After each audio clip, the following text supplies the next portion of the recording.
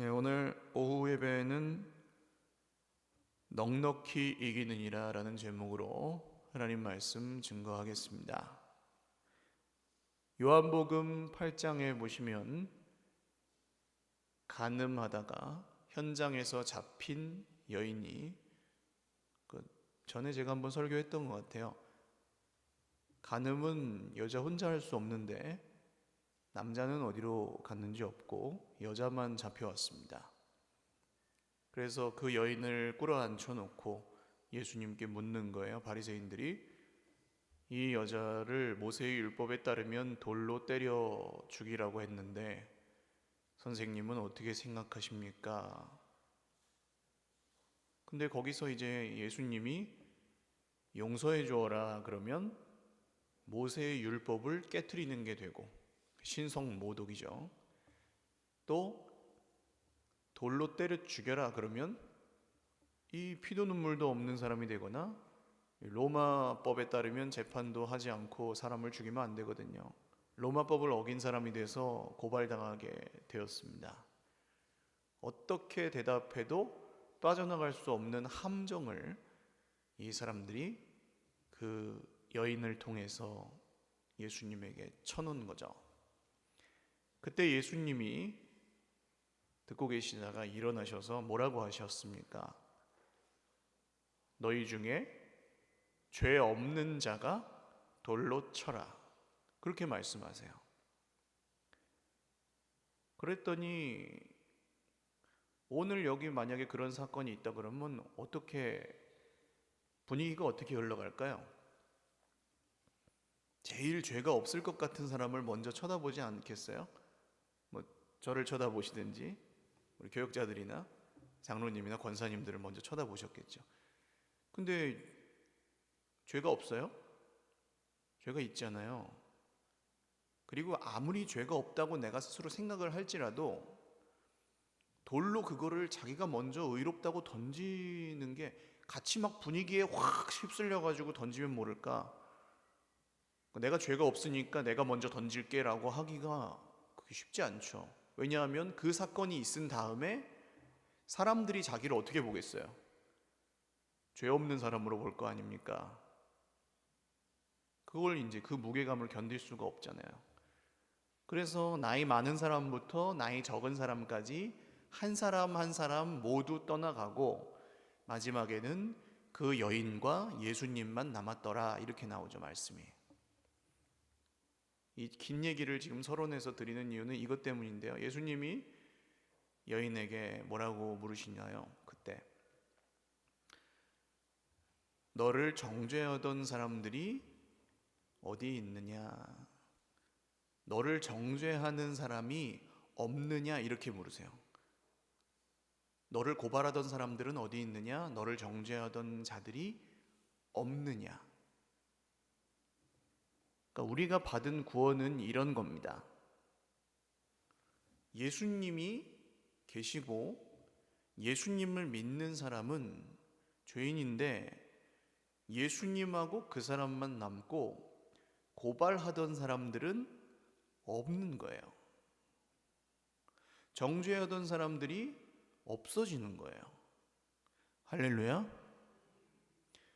이게 왜 중요하냐 하면 우리는 쉼없이 스스로를 정죄하기도 하고 쉼없이 다른 사람을 정죄하기도 하고 그 정죄하는 모습을 보면서 또 정죄하기도 하고 세상에 어떤 조그만 일만 생기면 또 정죄를 하고 다 알지 못하면서 또 정죄하고 감정을 섞어서 정죄하고 기분을 따라서 정죄하고 수많은 판단과 정죄를 지금도 계속해서 하면서 살아가는 존재들이기 때문에 그렇습니다. 근데 예수님을 믿는다는 건 어떤 의미예요? 너를 정죄하던 사람들이 없다는 뜻이에요. 할렐루야. 오늘 말씀을 보시면 33절을 먼저 보겠습니다. 누가 능히 하나님께서 택하신 자들을 고발하리요. 고발할 수 있는 사람이 없다는 얘기예요. 왜냐하면 하나님께서 의롭다 하셨기 때문에. 할렐루야. 사랑하는 여러분, 주 예수님을 믿는 믿음으로 하나님께 의롭다함을 받았습니다. 스스로를 정죄하지 마시고 다른 형제를 정죄하지 마시고 그리스도 예수 안에서 용납하고 사랑하실 수 있기를 주님의 이름으로 축원합니다. 이것이 믿음입니다. 물론 이 말씀을 악용했던 사례들도 존재합니다. 하나님이 우리 편이니까 내가 하는 모든 말이 다 선하고 하나님이 나와 함께 하시기 때문에 나는 하나님과 동급이다 라고 주장하는 사람도 있었을 것입니다. 잘못된 행동을 버젓이 하면서도 하나님이 나를 쓰시는데 하나님이 내 편이지 하면서 합리화하고,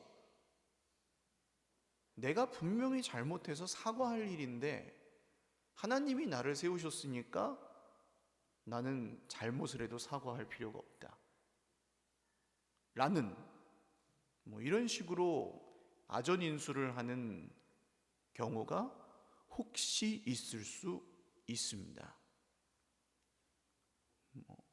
하나님이 세우신 사람이라 그러면 저 같은 사람이 제일 조심해야 될 일이죠. 그러나 성경을 보시면 하나님이 쓰시는 사람들이 다 선하지 않습니다. 의인은, 좀 극단적으로 다시 성경의 말로 표현해 보면 의인은 없나니 하나도 없습니다. 의로워서 쓰신 사람이 단 한 명도 없습니다. 온전해서 쓰신 사람은 단 한 명도 없습니다. 그러므로 하나님이 쓰시기 때문에 선하다는 공식은 성립할 수가 없습니다. 하나님이 우리 편이신 것은 주 예수님이 우리와 자리를 바꾸어 주셨기 때문입니다. 우리가 서야 될 죄인의 자리에 주 예수님이 서신 것이고, 주 예수님이 계시는 아들의 자리에 우리가 서게 되었기 때문입니다. 그래서 하나님이 우리 편이 되셨습니다. 오늘 이 31절의 말씀을 보시면 그런즉 이 일에 대하여 우리가 무슨 말 하리요? 사랑하는 여러분, 하나님이 우리를 사랑하신다는 이 말은 설명하면 설명하려 할수록 더욱 설명이 안 됩니다. 이건 설명할 수가 없습니다. 아무리 사람의 미사 여구를 여기다가 갖다 붙이고 자 이렇게 해서 저렇게 해서 하나님이 우리 사랑하는 거야 라고 설득해도 전혀 효과가 없을 경우도 있습니다. 왜냐하면 이 하나님의 사랑은 사람의 말로 다 표현할 수가 없고, 사람의 이런 지각으로, 눈으로나 귀로나 입술로나 뭐로든지 다 측량할 수도 없고 담아낼 수도 없는 것이기 때문에 그렇습니다. 그래서 바울은 오늘 이 하나님의 사랑에 대해서 우리가 사실은 더 할 말이 없다고 말합니다. 그러나 하나님이 우리를 사랑하신다고 하는데 거기서 그냥 아무 반응도 없고 무관심하고 우리가 말 더 보태봤자 뭐해 라고 하며 가만히 있는다면 그것도 옳은 일은 아닙니다.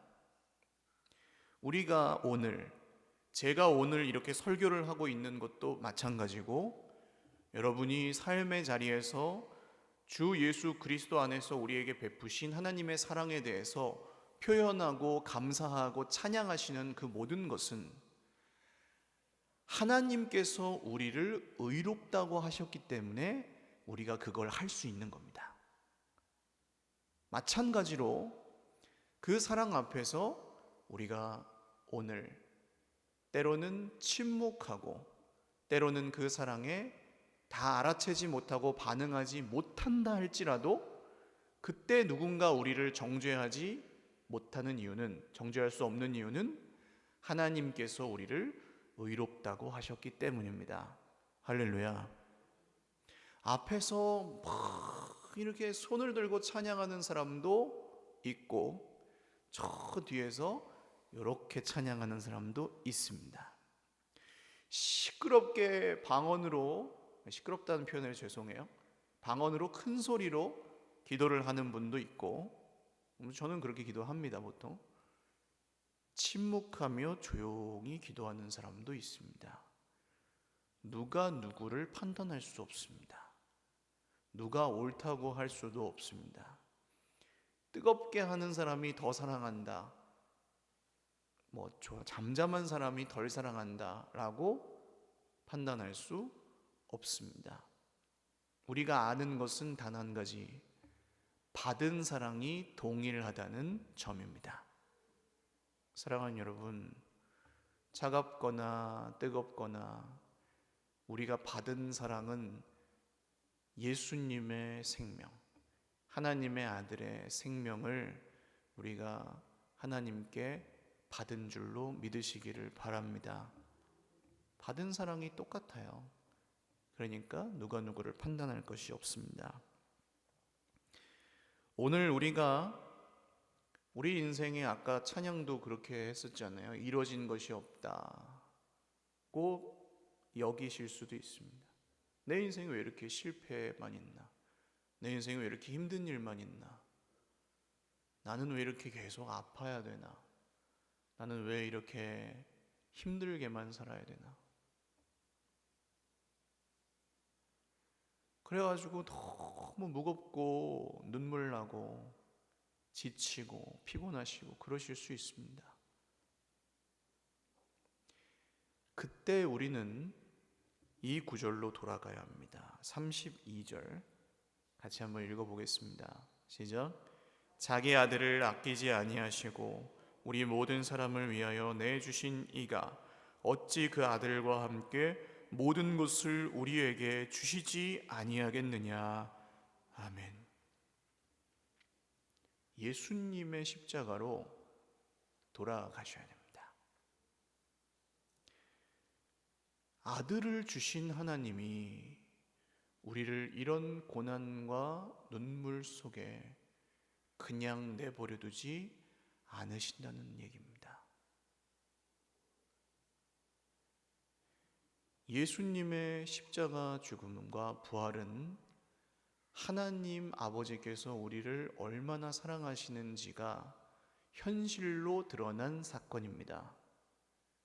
그래서 우리는 늘 하나님의 사랑을 희미해져 갈 때, 하나님의 사랑이 우리에게서 희미해져 갈 때, 우리 눈에 보이는 문제나 우리의 부족한 모습과 우리의 죄악이 너무 심각해서 하나님이 나를 사랑하지 않는다고 느끼거나 내가 의롭지 않다고 더 이상 느끼거나 하나님이 나를 아무리 구원하셔도 나는 구제불능이라고 스스로 과도한 자책감에 빠져 있을 때에 다시 여기로 돌아가야 합니다. 하나님의 사랑이 이 세상 가운데 현실로 드러난 예수님의 십자가 죽음 그리고 부활로 돌아가셔야 됩니다. 그러면 아들을 주신 하나님은 우리에게 다른 모든 것을 주실 수 있는 분이시라는 사실이 믿어지게 될 것입니다. 오늘 저와 여러분의 인생 가운데 고난이 있으나 여러분 주 예수님의 십자가 죽음으로 돌아가실 수 있기를 주님의 이름으로 축원합니다. 주님은 그곳에서 아들을 주신 하나님이 우리를 절대로 외면하지 않으심을 다시금 확신하게 해 주실 것입니다. 그리고 또 우리를 정죄하고 고발할 수 없는 한 가지 이유는 34절입니다. 죽으시고 부활하신 예수님이 지금 하나님 우편에 계셔서 우리를 위하여 간구하시기 때문입니다. 앞에서 방금 말씀드린 내용이 과거에 예수님께서 우리를 위해 이루신 일이라면 지금 이 구절은 예수님이 현재 우리를 위해서 하고 계시는 일입니다. 예수님이 쉬지 않으십니다. 누구를 위해서요? 저와 여러분을 위해서 쉬지 않고 간구하고 계십니다. 예수님은 지금도 자기를 위해서 사시지 않습니다. 예수님은 우리를 위하여 죽으신 예수님이고 우리를 위하여 살아나신 예수님이고 지금도 보좌 우편에서 우리를 위하여 간구하시는 분이십니다. 그렇다고 해서 우리가 예수님보다 위에 있어서 그렇습니까? 아닙니다. 우리가 사랑스러워서 아주 그럴 만한 존재들이라서 그렇습니까? 착각입니다. 우리가 교회를 50년, 60년, 70년을 다녔어도 우리의 공로로는 그런 존재가 될 수 없습니다. 이번 주에 단 한 번도 남에게 피해를 주지 않았고 단 한 번도 마음에 요동함이 없었고 단 한 번도 법을 어기신 적이 없을지라도 사랑하는 여러분, 예수님이 우리를 위하여 이렇게 하실 어떤 근거도 우리 삶에는 존재하지 않습니다.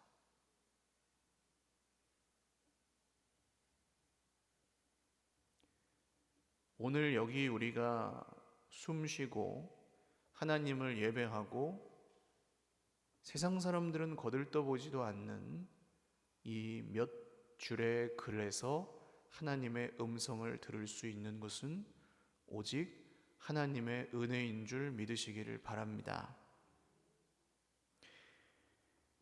그리고 이제 바울은 미래의 소망과 확신으로 나아갑니다. 로마서 전체에서 바울은 또 바울 서신 전체에서 바울 사도는 과거의 구원과 현재의 구원과 미래의 구원 모두를 말합니다. 이 35절에서 39절까지는 바울이 계속해서 질문하고 스스로 답하고 질문하고 답하고 하면서 말하자면 한숨도 쉬지 않고 노래하는 그런 구절입니다. 설명하는 것보다 다시 한번 읽어보는 게 좋을 것 같은데요. 35절에서 39절 같이 읽겠습니다. 시작. 누가 우리를 그리스도의 사랑에서 끊으리요? 환난이나 곤고나 박해나 기근이나 적신이나 위험이나 칼이랴. 기록된 바 우리가 종일 주를 위하여 죽임을 당하게 되며 도살당할 양같이 여김을 받았나이다 함과 같으니라. 그러나 이 모든 일에 우리를 사랑하시는 이로 말미암아 우리가 넉넉히 이기느니라.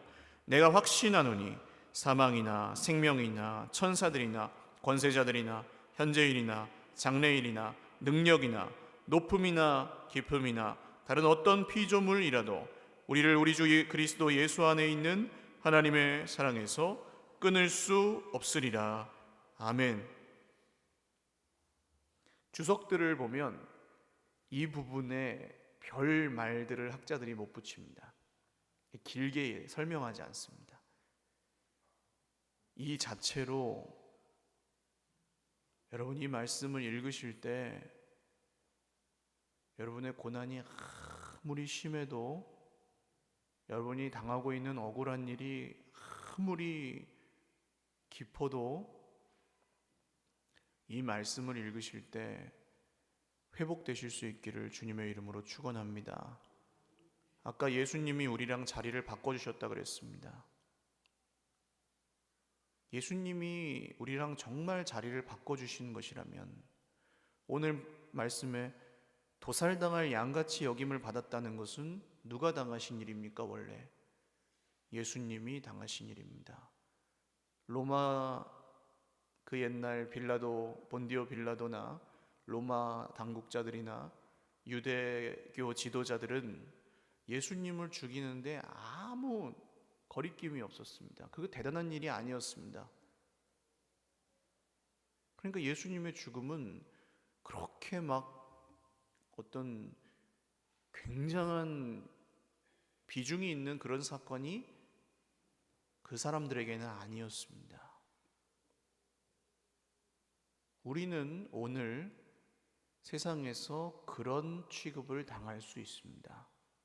우리가 힘들어 하든지 말든지 내 옆에 있는 사람도 이해를 못할 수 있습니다. 아무 잘못 없이 힘들어하고 있을 때 옆에 있는 사람이 오히려 막 속을 긁어놓을 수도 있습니다. 욥이 그렇죠? 욥의 아내가 욥에게 뭐라고 합니까? 하나님을 저주하고 죽으라고 합니다. 욥의 친구들은 뭐라고 합니까? 네가 뭔가 잘못했으니까 이렇게 벌 받는 거잖아. 빨리 찾아봐. 네 죄가 뭔지. 그걸 40장을 합니다. 욥기 읽어보시면 사람이 미칠 지경이죠. 그러면 우리는 그런 삶을 때로는 살아갑니다. 도살당할 양같이 여김을 받고 내가 뭘 잘못해서 이렇게 그런 생각하잖아요. 그러나 예수 그리스도 안에서 구원을 받은 사람은, 예수 그리스도 안에서 생명을 얻은 사람은 예수 그리스도와 함께 고난도 받아야 하는 줄 믿으시기를 바랍니다. 이 말씀은 수많은 복음을 전하는 사람들이 오늘날에는 감추고 있는 얘기입니다. 불편하니까.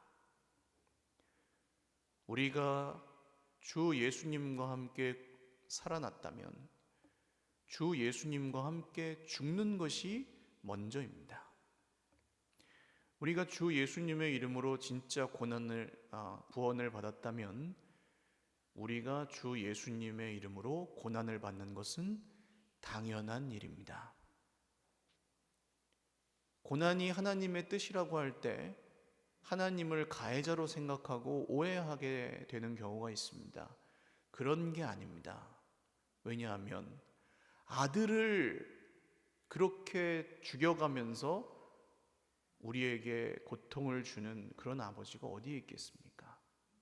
하나님은 우리를 힘들게 하려고 고난 당하게 하시는 게 아닙니다. 우리의 고난 중에 이 놀랍게 영광스럽고 찬란한 하나님의 사랑이 정말 반짝반짝 빛나는 별처럼 빛을 발하게 되기 때문입니다. 우리는 힘들지 않으면 하나님이 우리를 사랑하는지 안 사랑하는지 별 관심이 없는 존재들입니다. 솔직히 우리 삶에 아쉬운 것이 없다면 솔직히 우리는 주 예수님을 그렇게 간절히 사모하고 찾지 않는 존재들입니다. 그러나 우리가 당하는 고난 중에, 우리가 주 예수님의 이름으로 받는 모든 고난 중에 우리는 하나님께서 우리를 얼마나 사랑하시는지, 고난이 만약에 없었다면 깨닫지 못했을 그 놀라운 비밀을 고난 중에 깨달아 갑니다. 오늘 이 자리에는 암으로 투병 중이신 분도 있고, 과거에 지워질 수 없는 상처로 여전히 신음하고 계시는 분도 있습니다. 사랑하는 이와 일찍 이별하고 그 무게감을 견디지 못하는 그 충격과 그 아픔으로부터 사실은 사람이 스스로 힘으로 헤어나올 수 없거든요. 그런 분들도 있습니다. 도저히 살아갈 수 없는 정말 어떤 문제, 마음의 병이나 해결을 스스로 힘으로 해결할 수 없는 경제적인 어려움, 이런 것들에 빠져 계시는 분들도 있습니다. 그런데 놀라운 것은 그러지 않았더라면 우리가 이 자리에 있지 않았을 수도 있다는 것입니다. 더 놀라운 것은 그렇게 힘들고 그렇게 고통스럽고 세상 사람들이라면 내 인생이 이 모양인데 하나님이 뭘 사랑해 라고 말할 만한 그 상황에 계시는 분들이 여기에 나와서 찬양도 하고 감사도 하고 예배도 드리고 여전히 기도도 하신다는 점입니다. 사랑하는 여러분, 평생에 이 믿음으로 사시기를 주님의 이름으로 축원드립니다. 하나님이 우리를 얼마나 사랑하시는지 설명하는 것이 아니라 그 사랑 안에 푹 잠겨서 그것보다 더 좋은 게 없다는 것,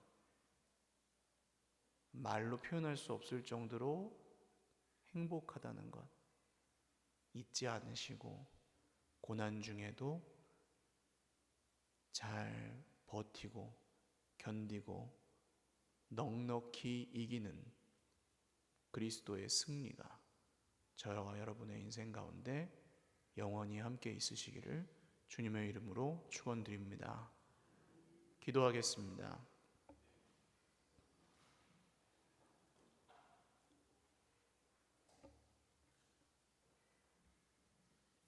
말씀을 기억하시면서 기도하겠습니다.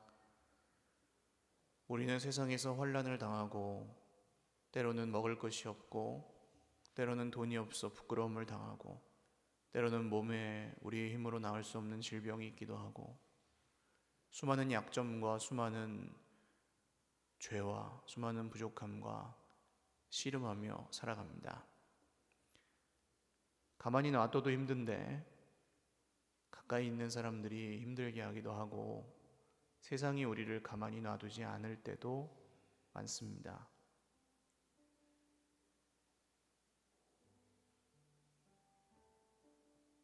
어떤 분들은 너무 힘들어서 오늘도 그냥 살고는 있지만 멈춰 있는 분들, 아무것도 할 수 없고 아무도 믿을 수 없고 아무 소망도 없고 아무 기쁨도 없는 무덤덤한 무기력한 상태에 빠져 계시는 분도 혹시 있을지 모르겠고, 어떤 분들은 내 삶의 형편 때문에 나의 모습 때문에 하나님이 나를 별로 사랑하지 않으신다고 느껴서 실망과 슬픔 속에 계신 분도 있으실지 모르겠습니다. 그러나 오늘 주님이 분명히 말씀하십니다. 아들을 주신 하나님께서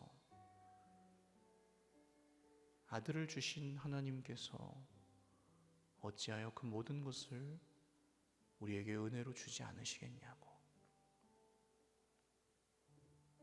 그 정도로 우리를 사랑하시는 하나님 아버지께서 절대로 우리를 포기하지도 않으셨고 버리지도 않으셨고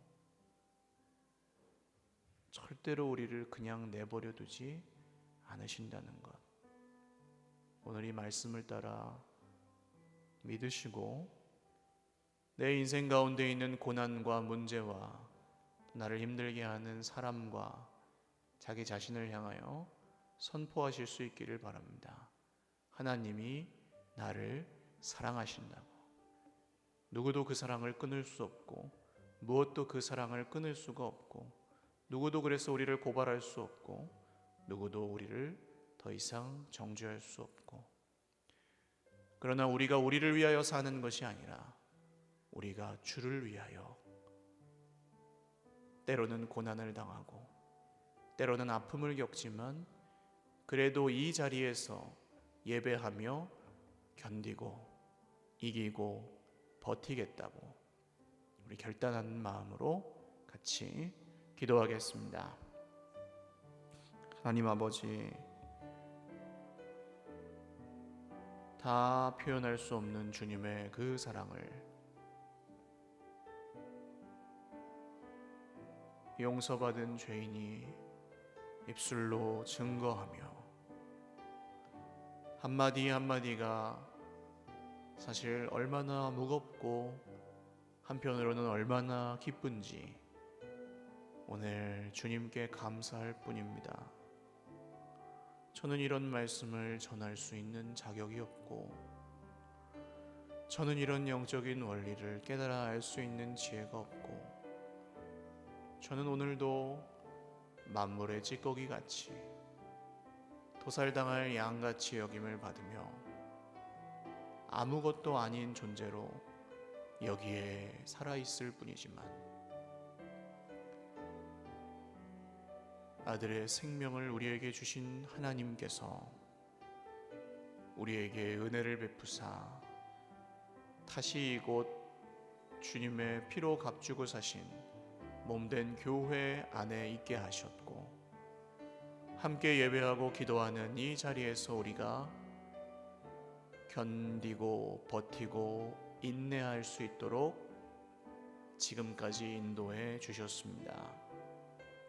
하나님, 살아가는 우리 형제 자매들의 삶 가운데 오늘도 고통이 있지만, 그곳에서 눈물을 흘리지만, 오늘 이 말씀이 우리의 소망이 되고, 이 말씀이 우리의 위로가 되어 내일로 향할 수 있도록, 영원으로 향할 수 있도록 우리의 발걸음을 주장하여 주시옵소서.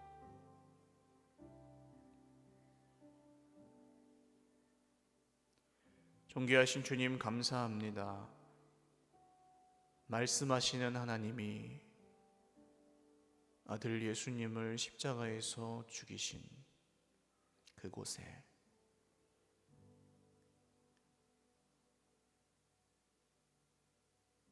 우리가 눈으로 보지 못하였으나 믿고 말할 수 없는 그 은혜로, 말할 수 없는 그 사랑으로 인하여 오늘도 감사하며 예배합니다. 오늘 우리 가운데에는 병과 과거의 상처와 사람으로부터 받은 아픔과 세상이 깨어져서 겪는 고통과 또 내가 잘못해서 스스로 걸어 들어간 광야나 그 무엇이라 할지라도 힘을 잃고 쓰러져 있는 지체도 있고, 어디로 가야 할지 알지 못하여 혼란스러워하고 있는 지체들도 있습니다. 그러나 오늘 말씀대로 하나님의 사랑은, 그리스도 예수 안에서 우리에게 베푸시는 하나님의 사랑은 그 무엇도 그 누구도 끊을 수 없는 줄 우리가 다시 한번 믿사오니, 이 믿음으로 오늘을 견디고 내일을 버티고 다시 오실 주님을 기다리고 소망하며 오늘도 내일도 모레도 1년 후에도 10년 후에도 100년, 1000년, 만년 후에도 우리가 늘 하나님을 예배하며 기뻐할 수 있게 하여 주시옵소서. 감사하옵고 예수님의 이름으로 기도 올리옵나이다. 아멘. 우리 하나님께 영광의 박수 올리겠습니다.